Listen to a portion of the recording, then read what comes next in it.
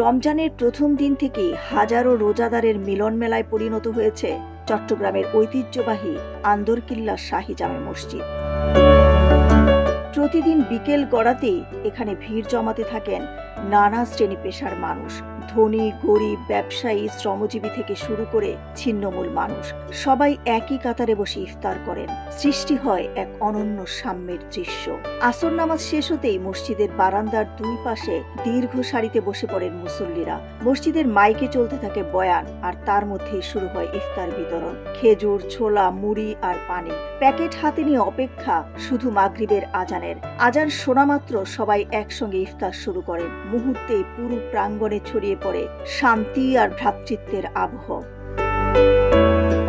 মসজিদ সূত্রে জানা যায়, প্রতি বছর রমজানে এখানে বড় পরিসরে ইফতারের আয়োজন করা হয়। রোজার শুরুতে যেখানে 2,500 থেকে 3,000 মানুষ অংশ নেন, রমজানের মাঝামাঝি তা 4,000 থেকে 5,000 ছাড়িয়ে যায়। তো এখানে ইফতারের পরিবেশ দেখে আমার কাছে অত্যন্ত ভালো লাগতেছে।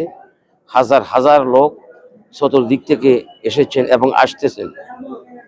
আর ইফতারির আয়োজনটা অত্যন্ত মনোরম, খুব সুন্দরভাবে আয়োজন করেছেন, ব্যাপকভাবে কর্তৃপক্ষ আয়োজন করেছেন। আমি ওনাদের আয়োজন দেখে আর মানুষের অত্যন্ত শ্রদ্ধা, ভক্তি, মহব্বত এবং আল্লাহ রাসূলের প্রতি প্রেম দেখে আমি খুব খুশি হয়েছি। মসজিদের খতিবের একান্ত সচিব হাসান মুরাদ জানান, ইফতার সামগ্রী দানকারীরা সাধারণত নাম প্রকাশ করতে চান না। তারা উপকরণ মসজিদে পৌঁছে দেন, যা সংরক্ষণ করে রান্না করে পরিবেশন করা হয়। তিনি আরো বলেন, আমি চাই কিয়ামত পর্যন্ত এই ইফতার আয়োজন যাতে অব্যাহত থাকে। এখানে যে বিশাল কাজের মধ্যে যারা আর্থিক সহযোগিতা করে তার নাম প্রকাশে অনিচ্ছুক, তারা শুধু আল্লাহর দিনের জন্য সন্তুষ্ট করার জন্য দিয়ে দেয়।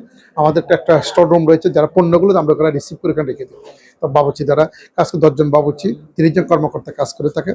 দোয়া করবেন যাতে এই সুন্দর আয়োজনটা যেন আমরা কিয়ামত পর্যন্ত আল্লাহ তাআলা বাস্তবায়ন করে থাকে এবং রোজাদারের যে সম্মান যেন আমরা রক্ষা করতে পারি।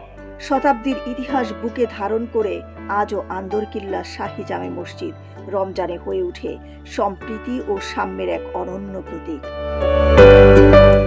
দিলরুবা খান, ন্যাশনাল ডেস্ক, সোনালী নিউজ।